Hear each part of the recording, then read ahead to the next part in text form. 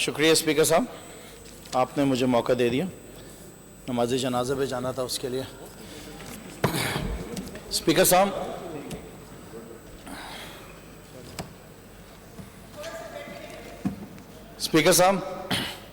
ایک دفعہ واپس سیلاب آیا ہے، اور پہلی دفعہ تو سیلاب آیا نہیں ہے. پاکستان پیپلز پارٹی کے دور میں میرے خیال سے 2 یا 3 دفعہ سیلاب آیا ہے، اور اسی وجہ سے میں یہ بات ضرور کہوں گا کہ صوبہ سندھ جو ہے وہ ڈوبا نہیں ہے. صوبہ سندھ کو جو ہے نا آپ لوگوں نے دل کھول کر ڈبویا ہے. کس طرح ڈبویا ہے وہ میں آپ کو بتاؤں گا. ذرا حوصلہ رکھ کے ذرا برداشت کیجئے گا اور سنیے گا، پھر اپنی تقریر میں ضرور جواب دیجئے گا کہ کس طریقے سے آپ سب نے مل کر اس سندھ کے صوبے کو اور سندھ کے لوگوں کو آپ نے ڈبویا ہے.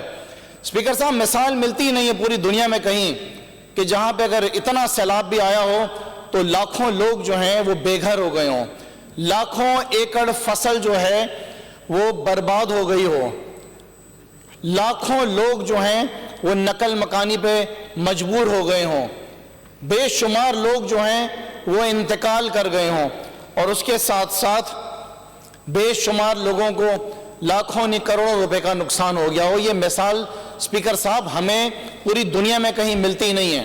جب یہ میں بات کہتا ہوں کہ پاکستان پیپلز پارٹی نے صوبہ سندھ کو ڈبویا، ان کی سندھ حکومت نے ڈبویا، اس کی وجہ کیا ہے؟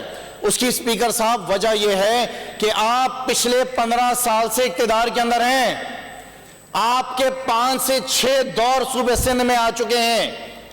آپ کو بار بار بتایا جا رہا تھا کہ بارشیں آ رہی ہیں، آپ کو بار بار بتایا جا رہا تھا کہ سیلاب آ رہا ہے.